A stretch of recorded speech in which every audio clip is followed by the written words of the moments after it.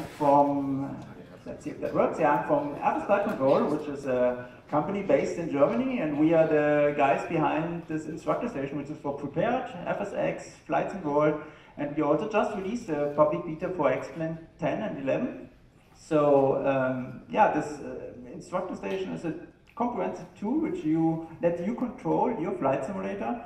So that starts, for example, with a moving map here. So you see on the right side airport layout with runway, taxiways, airport locations. And if you zoom out, you see on the left side here enabled with pilot jet support, for example, an overview map. So we also have support for IWAO and FlightSim. So you can always see which other aircrafts are currently online, which other pilots are online, and also which ATC positions are currently in use.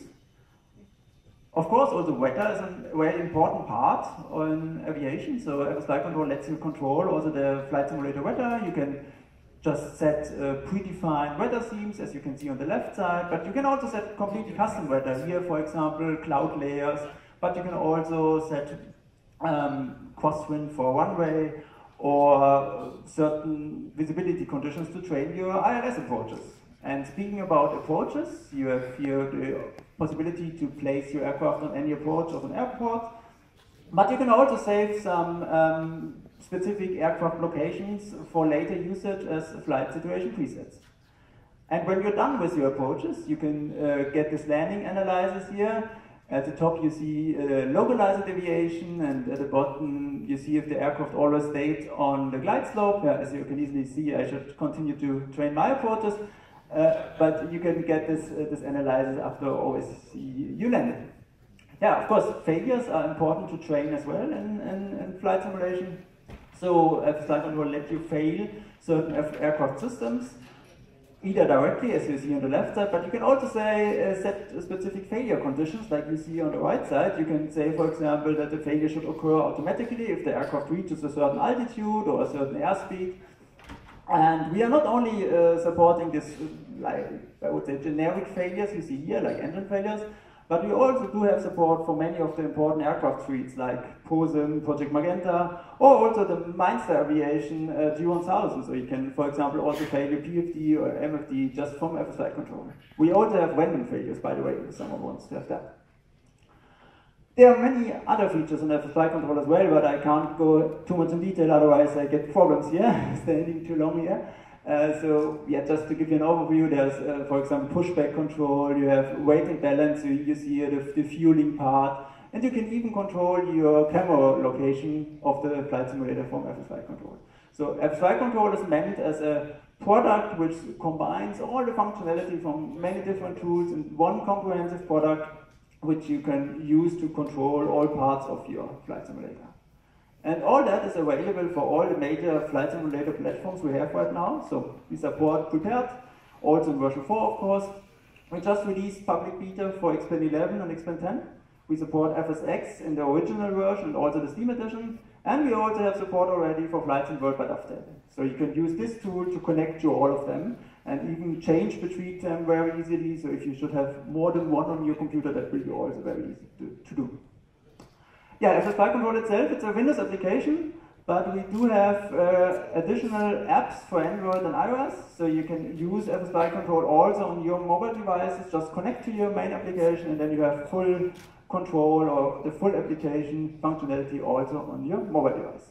So, and I think I stayed in the time, I hope.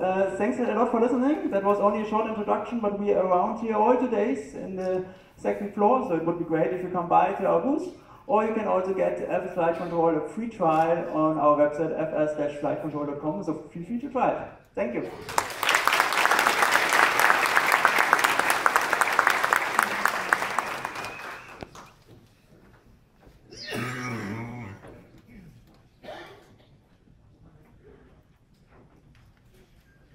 Hi everybody, my name is Laura Levan. I am CEO and co-founder of a company called Flying Development Studio. We are the people behind a simulator that you may not have heard about. It's called Infinite Flight.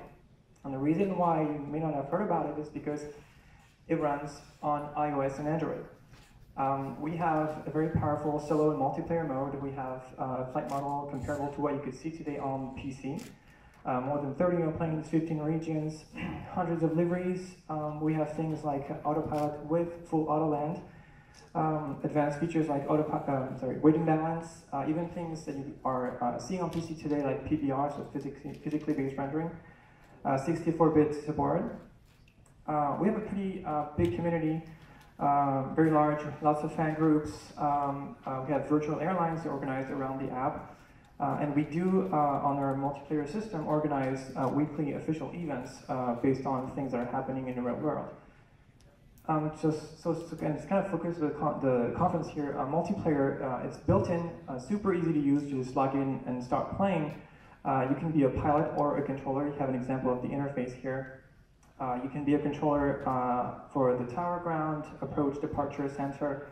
And we follow the real-world procedures. So you can choose ILS approaches, you can request radar vectors, and we have different server levels. So on the expert server, what we call the expert server, if you want to fly seriously, we have people who we train who are vetted by the company. So they have power to moderate and ghost people if they're not behaving properly. And also an important fact for this conference is we have an API, so two types of API. One is local, so you can connect to the app itself via TCP and control things like the flight axis, the commands like the brakes, flaps, anything that's possible in the app can be done through the API.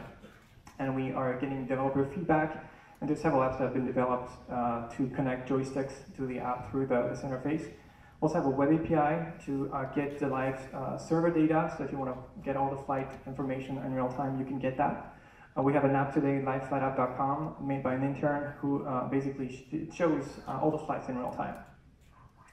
The team, pretty small, 4 developers and a bunch of other people around us. We are super reactive to things. Basically, the development is super iterative, so we listen to feedback and we kind of orient everything around that. So what's next? I wanted to show you what we're working on. So obviously mobile, people expect that the quality is going to be sort of low, but I just want to show you what we can do today on mobile.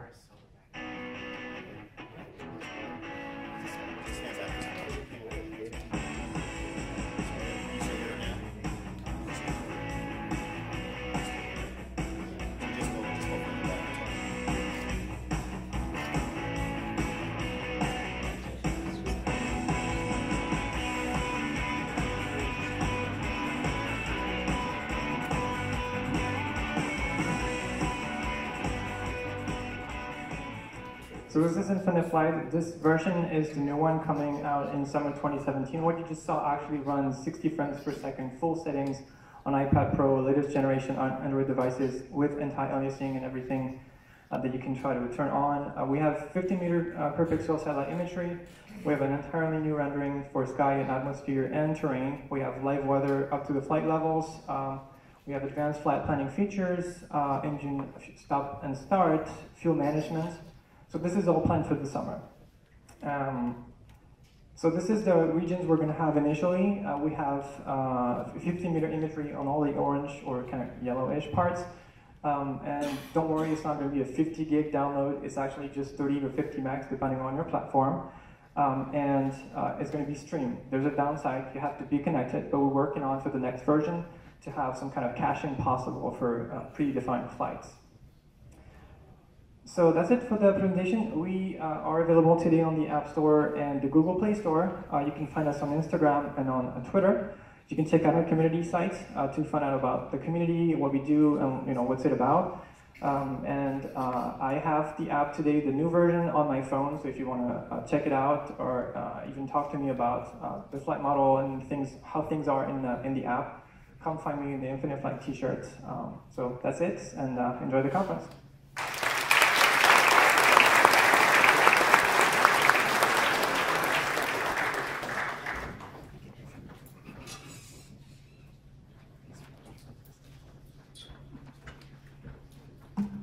Hi, everybody. I'm Stasi Poulis. I'm the president and founder of MindStar Aviation. This way. There we go. So we're here today representing our software, which is a variety of avionics suites. Started with the G1000, moved on to 430s, 530s, ProLine 21s, lots of different autopilots, lots of different avionics. Basically, we are a developer of software that goes into many different flight simulators. So what you'll find today is we are representing a Redbird simulator in our booth. You'll find the Noble Flight Sim people here. They also have a really nice looking simulator that also uses our software. So a lot of different simulator manufacturers around the world are using software that we've created. We just kind of stay in the background and let the simulator manufacturers take the foreground. Here we go. So some of the list of the products that we create here, you'll see the G1000 flight deck and all the other products there. We also have a separate company called Real Nav Data. We create, through professional real-world navigation data, create a database monthly called Real Nav Data. It supports our G1000 and our GNS products. It allows us to do everything from ILS approaches to RNAV approaches, WAS approaches, built into our avionics. So it gives us a lot more granularity than was available with some of the other things that were available at the time. And it's also real world, so all our real world simulator manufacturers that get certifications from the FAA or other aviation authorities can get their proper certifications with it. Connectivity-wise, we have a GPS VR product which allows your simulator to connect to your iPad to ForeFlight for use with real world learning how to use the iPad in flight. And then Airspace VR is very similar to what Pilot Edge does, but in different parts of the country. And a little view of what we're demonstrating upstairs is our G1000 software. It all runs inside FSX and Prepared, and all versions, not quite yet for Prepared 4, but that's coming. And when you marry that with our Real Nav Data product, you have a really good suite of applications. Our products are available for home use, on desktop sims, all the way up to professional use. We have different licensing models for different types of simulations. But you'll find that the implementations are really good with all the companies that use our software.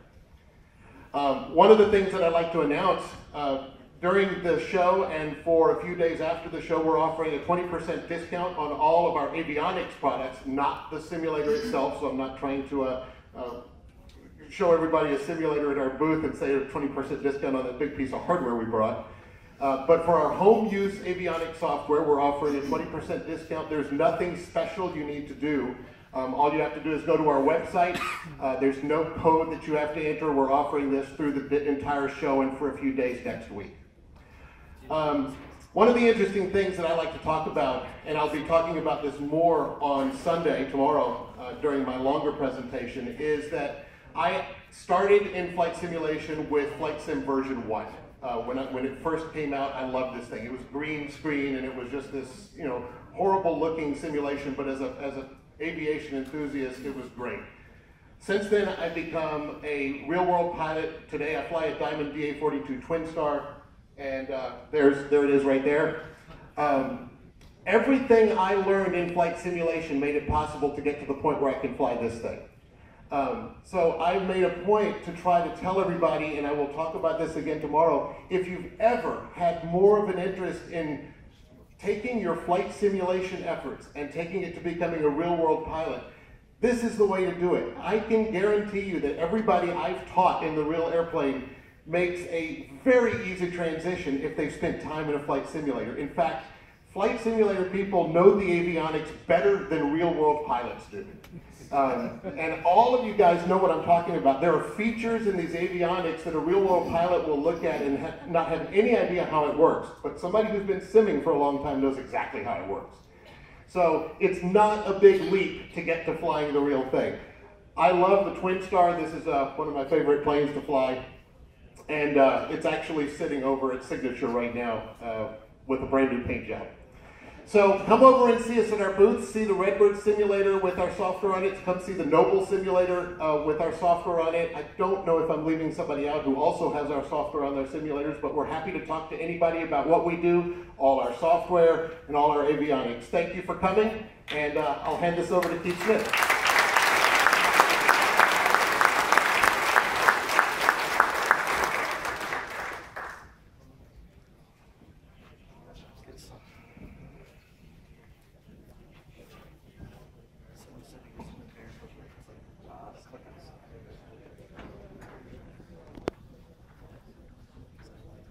Hello, hello. My name is Keith Smith. I'm from Pilot Edge, and we provide ATC for flight simulators. If you've been flying online for any amount of time, you'll know there's a lot of different flight simulation communities out there, and each one focuses on a different thing, whether it's FlightSim, IOVAO, Infinite Flight, Boston Virtual. There's a lot of communities out there, and we are one of those communities. Our biggest claim to fame, I suppose, is that we provide ATC on a scheduled basis. So 15 hours a day, 7 days a week, in some parts of the United States, we provide ATC. We've been around since October 1st, 2011. We've been doing this for quite some time, and I wanted to use this platform to let you know what's coming up for 2017. It's quite a bit to go through, and hopefully a kick-ass video that will work, and we'll see how it goes. Okay, so we have some software changes, we have some airspace changes. We get hassled all the time about what's going on with our airspace, so I'm happy to make some announcements about that today. And then we have some changes to our subscription options as well. Some quick software news. We finally have support for FSX Steam Edition, both for standalone mode and if it's been installed with FSX co-installed at the same time. So historically we've had problems with that configuration. That's now squared away. We have P3D version 4 support is now complete as well. For X-Plane 11, which is my platform of choice, we have had for-flight traffic for a while, but people have not been as familiar with it. So you can push data from Pilot Edge into for-flight and see traffic in real time from our sim. We have simultaneous dual-com radio support, so if you're a sadist and you like to use both radios at the same time, you can absolutely do that. Probably the biggest feature that we just introduced in the last couple of weeks is this notion of ground clamping. So who flies online at the moment? A lot of you. Who has had the daunting experience of seeing planes either floating 50 feet in the air or not seeing them at all, or maybe just a tail sticking out of the ground? Yes. Right.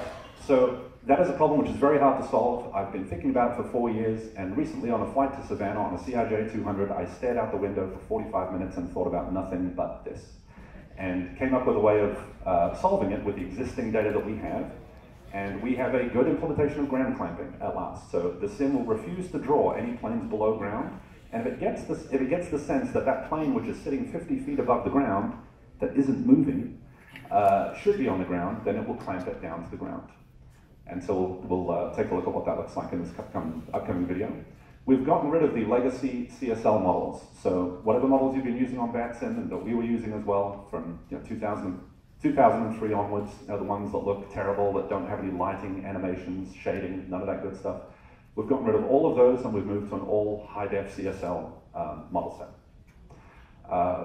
There's a model set that just came out recently from Bluebell on xp.org, which contains 80 or so planes, a total of 1,800 liveries, and they're, I'd say, medium fidelity models, but they do support lights and shading and animation. So we have incorporated those and incorporated the gear offsets that are required to get the ground clamping right. So we have a custom version of the Bluebell CSLs, plus we have our own high-def CSL library, which is what this video is going to be showing.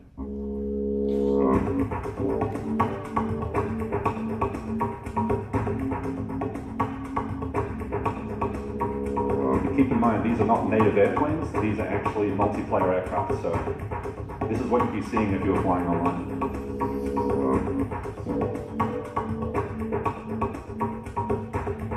Yes, the flaps are going to rotate.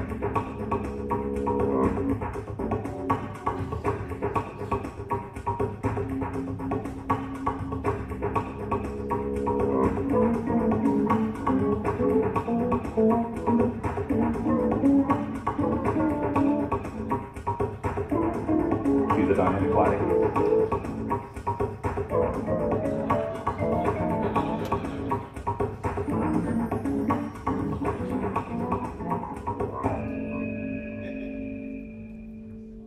Spent about a year getting those blades to spin down slowly.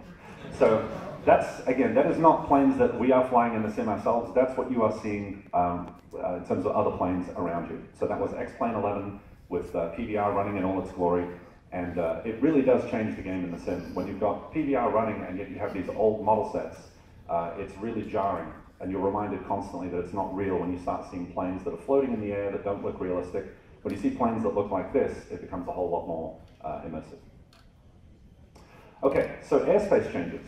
We currently support 2 subscription models. We have Los Angeles Center area, which is where we first launched, 43 towered airports, about 400 miles by 400 miles. People who fly jets felt like a big shark in a small fish bowl and were getting annoyed that they kept bumping into the sides of our airspace, so they begged us to release a bigger chunk of airspace. And we did. We released the Western US, which covers 5 ARTCCs, but only those towered airports right there. Mixture of Class Bravo, a couple of Class Charlies, and 1 or 2 Class Deltas. And that's gone moderately well, but that really does cater more towards jet pilots instead of GA pilots. So our GA community has said, can you add more fields to the Western US? And this is what we plan on doing. So Western US version 2 is now in process. We've requested all the data we need from the FAA, and we will be adding these fields iteratively over the next year. The first 3 being Amarillo, El Paso, and Farmington, which is between Denver and Phoenix, and those should be released probably in the next month or 2. And then as these fields are developed, we'll be getting them released on the network. So if you are a Western US subscriber, you'll be able to get access to all these fields when they're completed. I'm not going to go through the list of airports right now, don't really have the time for it. If you come and see us in the booth, we'll show you a Google map and point out the fields that are coming. Okay, so a good summary for this, for the roadmap, is that we will have 43 towered airports just like ZLA has. We are going to cover all the Class Bravo. In fact, we already cover all the Class Bravo airports. We will cover all the Class Charlie airports. That's a simple way to think about it. Plus 23 Class Deltas scattered around. The idea is that you'll be able to fly a GA airplane for no more than about 100 miles before you hit the next towered airport at the most. We also have our new subscription options coming up. So right now, to get access to the Western US, it's an add-on. You have to have a ZLA subscription, and then you bolt on the Western US subscription. That is going to change in the next month or so. There'll be a standalone option for Western US only for the same price as a ZLA subscription. There'll be an annual option for the same price as a ZLA only subscription. And if you have a Western US subscription, you will be allowed to overfly ZLA. So we don't set up an electric fence or anything like that. So you can overfly ZLA, you just can't land there. And of course, you still can have the combination subscription if you like. All right, that'll do it. Thanks for your time. Have a great show.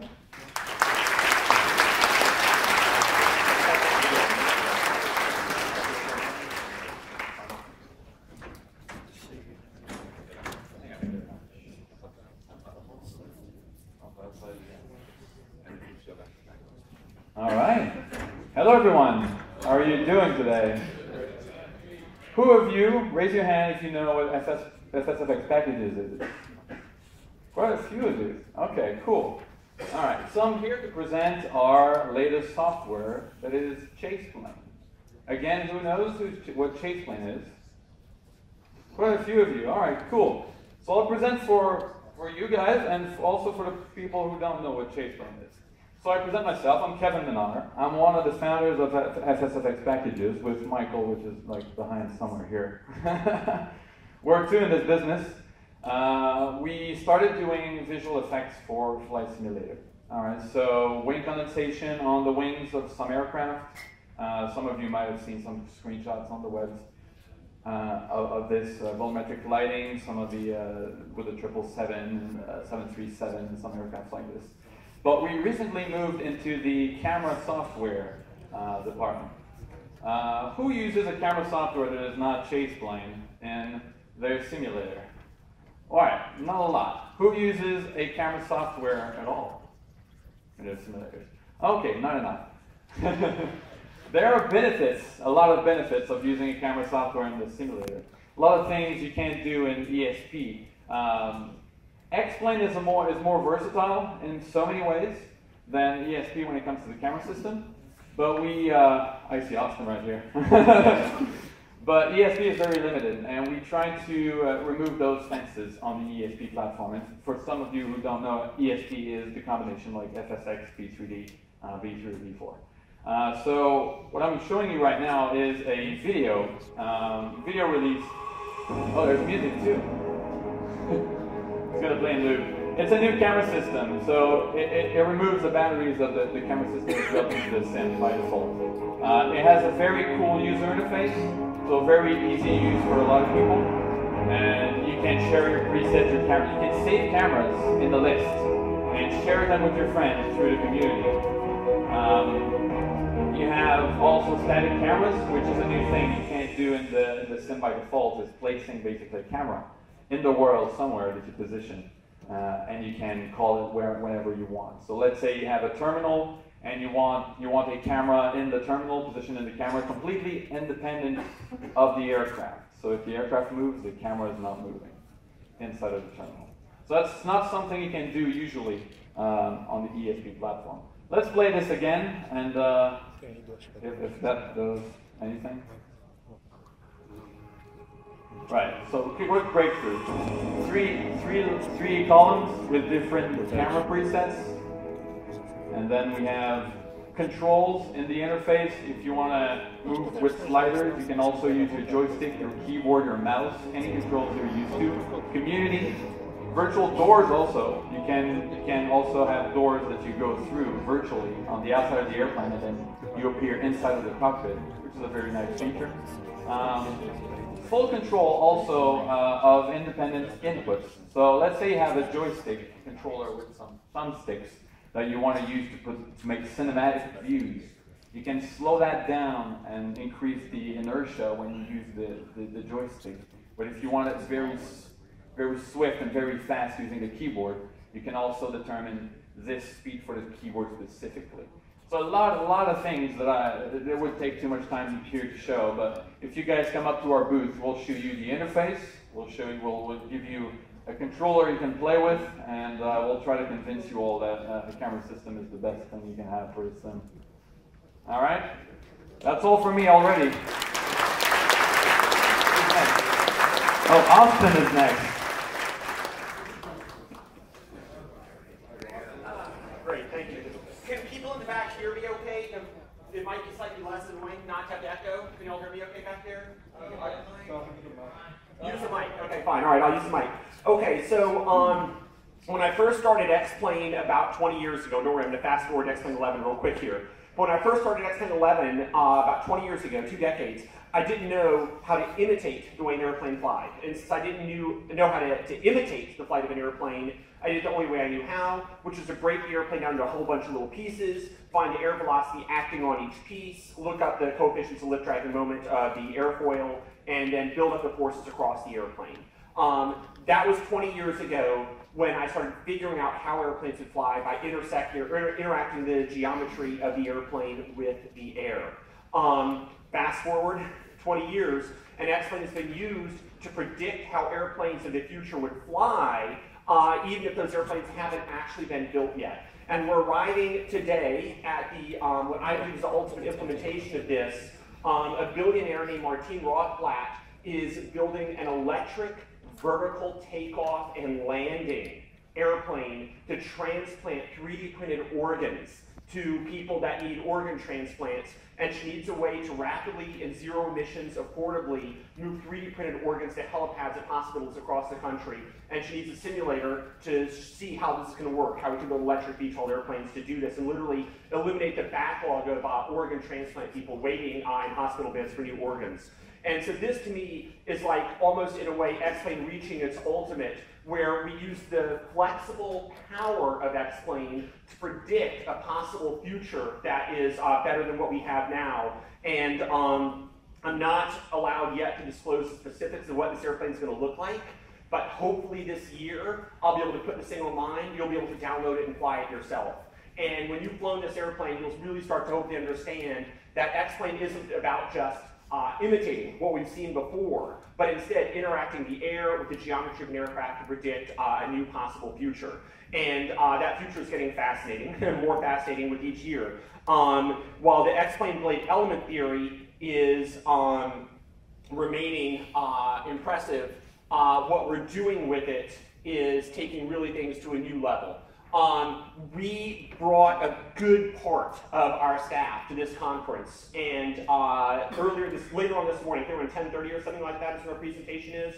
We're going to go into all the details. I'm not going to try and go over every detail now in 5 minutes. We have our full presentation coming up in just an hour or so.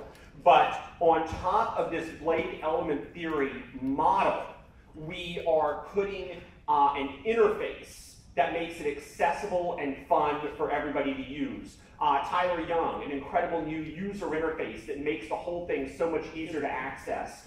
Ben Supnick with a scenery system that is absolutely mind-blowing, obviously 64-bit, where we've been for the better part of 5 or 6 or 7 years now, for just absolute maximum flexibility and freedom. I just brought on a new guy whose only job is to increase frame rate at X-Plane. We want to be running at 90 frames per second because that's the way you use the Oculus Rift and the Steam Vive without getting sick from the delay. So now what we're doing is we are taking this new interface that we see here, new airliners, the ND80 and the 737, major updates to the fleet. Well, that's aircraft updating. High quality and all default aircraft as we update the aircraft, and high performance with a new guy whose only goal is to increase frame rate and eliminate micro stutters and pauses. So the simulator runs completely smoothly all the time to make it accessible, FAA certifiable, and accurate in predicting what new airplanes can do.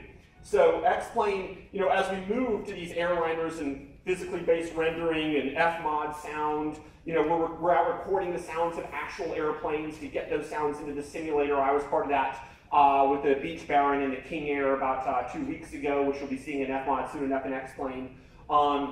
All the sounds and the physically based rendering where the light actually interacts with the paint and it's either absorbed or reflected or scattered based on the color and direction of the incoming light and the type of material on the airplane the light is bouncing off of. As we get into all the physics-based rendering, physics-based rendering and FMOD sound, it really starts to look and feel just like the real airplane. And obviously, just like Keith, I'm flying my Lance Revolution around.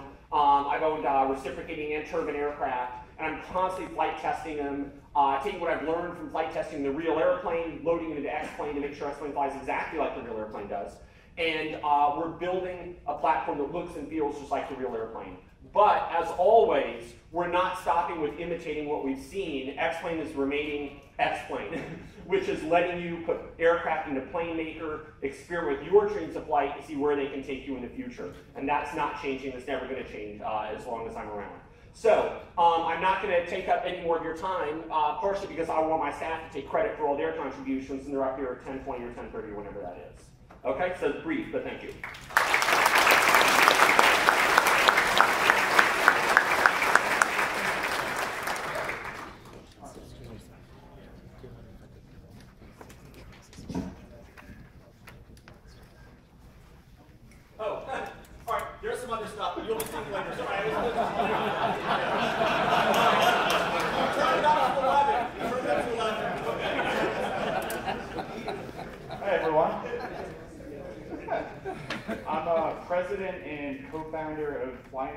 We've been developing virtual reality add-ons for flight simulators for about 2 years now, and today we're here to announce a big new product.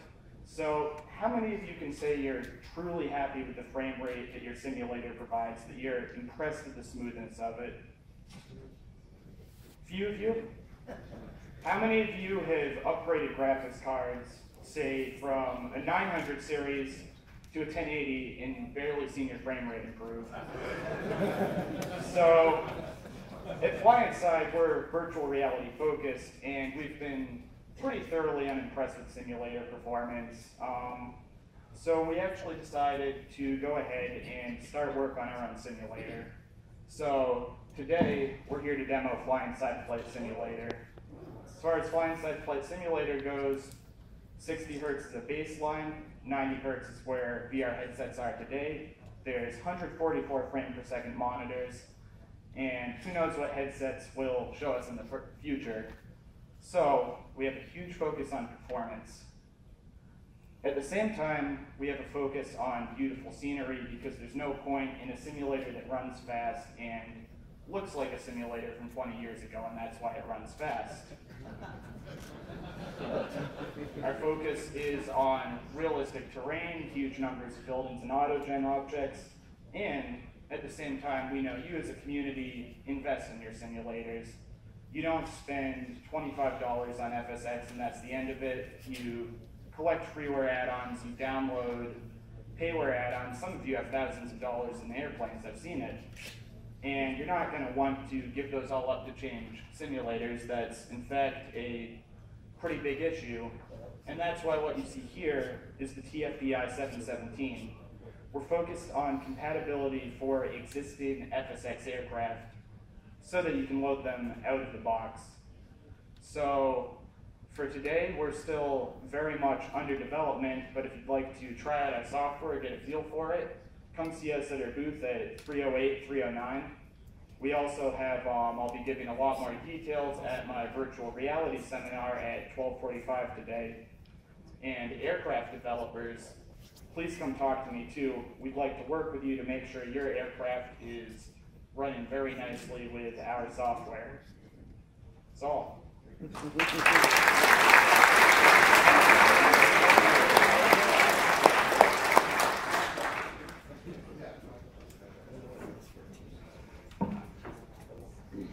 Hello, my name is Damian Clark with Hi-Fi Simulation Technologies. We're the developers of ActiveSky.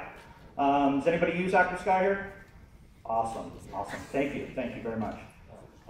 Just wanted to talk a little bit today, go over real quickly about our history, where we are today, have a new product announcement, and then talk about our next step. So, here we go. ActiveSky has been in development for 17 years now. We started in 2000. Released commercially first in 2002. Getting from there to here, it's taken a lot of work by a lot of different people. And a lot of talented developers. Our beta team is awesome. They help us along the way, making design decisions and testing it to make sure it's as solid as it can be. And our customers give us tremendous feedback. All you guys who support us are pretty much the reason that we're here today, the reason that we're able to continue development. So thank you. So new for 2017, we just announced it. We have ASP4, ActiveSky for P3D version 4. It's been a lot of work preparing for it. We didn't get a chance to look at it until right before release, and we worked real hard to get that in your hands. It's now available in open beta, and you can actually try that right now if you have an AS16 for P3D license. And it will be a free upgrade for those users. It uses the same license key. And if you have any of our legacy products, you'll get a good discount upgrade price for that as soon as it's available. And it'll probably be about a week or two before that comes out. We're hoping that there's no further delays. It's going pretty good. So you can try that right now. We're going to have some more details posted very soon on that, so you can check our website at hifisimtech.com. What's next? Well, ActiveSky for X-Plane. A lot of people have asked about this for a long time. We haven't been able to talk about it because, well, we weren't sure that we could actually do it. Finally, we've made some breakthroughs, and using some new visualization and depiction techniques, we're confident that in the next 6 months or so, we'll have some really good stuff to bring out to the community. It is too early right now to show you some stuff. It looks a little bit rough, but we're making tremendous progress, so we're excited to bring out more details on that. Other platforms. We get asked all the time about, are you going to develop for this platform, that platform? Absolutely. We want to develop for all platforms. It's just a matter of SDK, API extensibility. And if we can and when we can, we're going to support all platforms.